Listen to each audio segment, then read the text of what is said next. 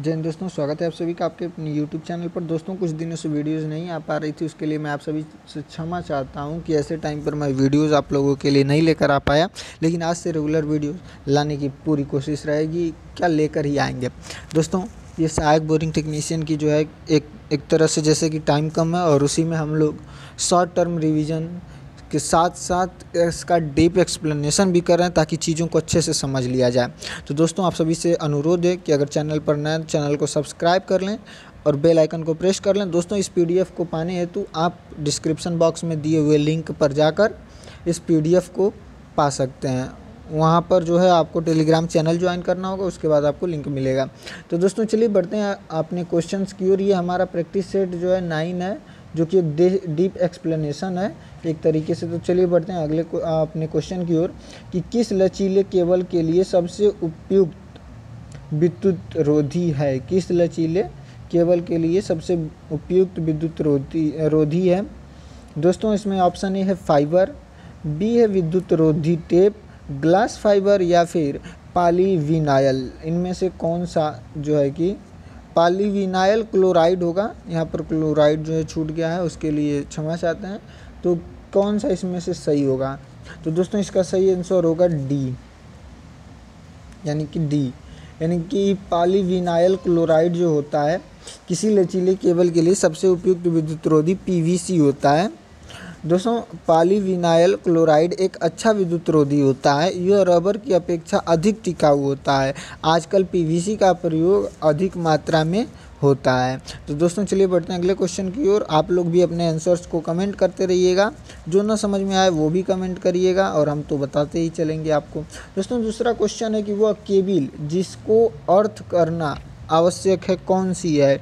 VIR cable या फिर polyvinyl chloride cable या फिर लेड सीथेड केबल या फिर ट्रोपोडायोर केबल। इनमें से कौन सा जो है कि सही होगा। दोस्तों इसका सही आंसर होगा लेड सीथेड केबल।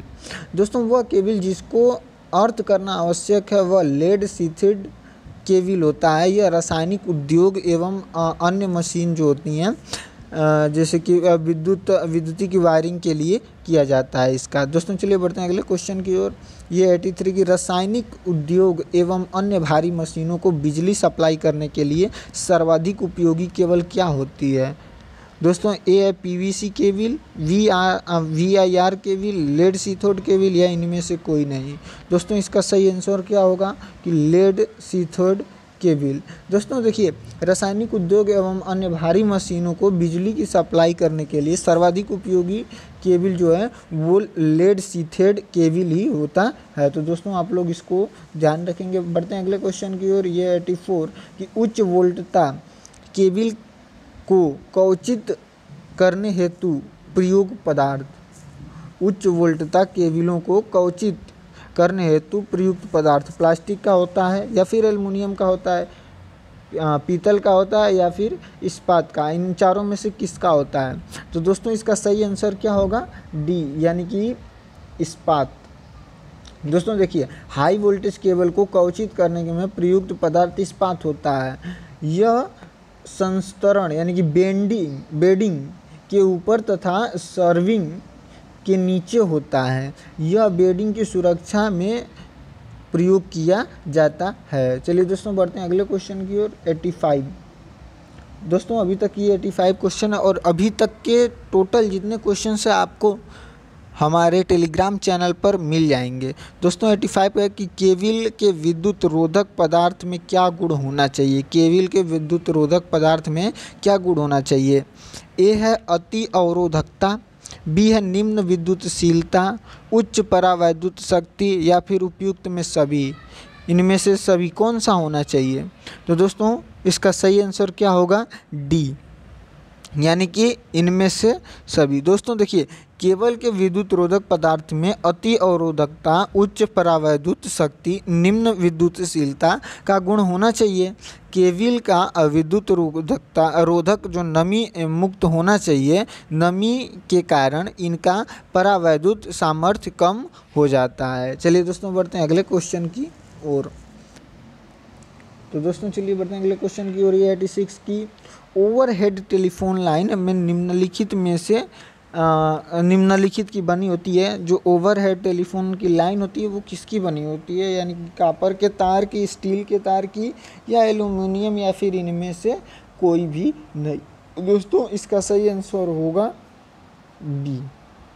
क्या होगा? बी, यानी कि स्टील के तार की। ओवरहेड टेलीफोन लाइन किसकी बनी होती है? स्टील की तारों की बनाई जाती हैं। चलिए दोस्तों पढ़ते हैं अगले क्वेश्चन की ओर। 87 दोस्तों, चांदी एक है। बहुत ही महत्वपूर्ण क्वेश्चन, बहुत ही इजी और बहुत ही महत्वपूर्ण क्वेश्चन ये दिया हुआ है कि चांदी एक है तो विद्युत कुचालक है, विद्युत सुचालक है, चुंबकीय पदार्थ है, या निम्न चालकता वाला पदार्थ है। तो दोस्तों इसका सही आंसर होगा विद्युत का सुचालक है। दोस्तों चांदी एक विद्युत का सुचालक पदार्थ है। सामान्यतः सभी धातुएं विद्युत की चालक होती हैं क्योंकि इनमें क्या होता है, मुक्त इलेक्ट्रॉनों की संख्या अधिक होती है। दोस्तों चलिए बढ़ते हैं अगले क्वेश्चन की ओर।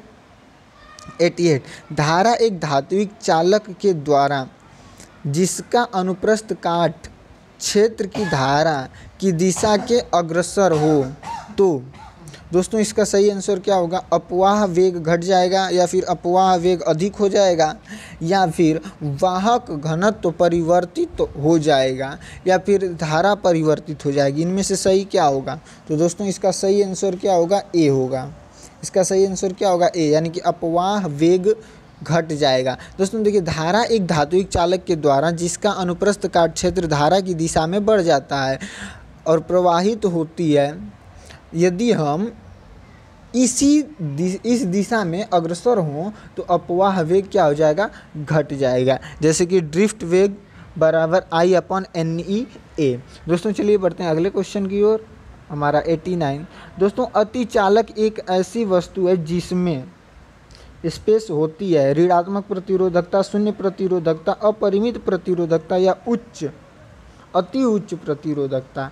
इनमें से क्या होगा सही? दोस्तों आप लोग जल्दी से जल्दी अपना आंसर कमेंट करते रहिएगा। और दोस्तों एक और बात कि आप लोग अगर मैराथन क्लास चाहते हैं कि अभी तक जो है कि 10 क्वेश्चंस था, लेकिन अब अगर आप लोग चाहते हैं कि मैराथन क्लासेस हों तो हमें कमेंट करिएगा और ज़्यादा से ज़्यादा इस वीडियो को शेयर करिएगा।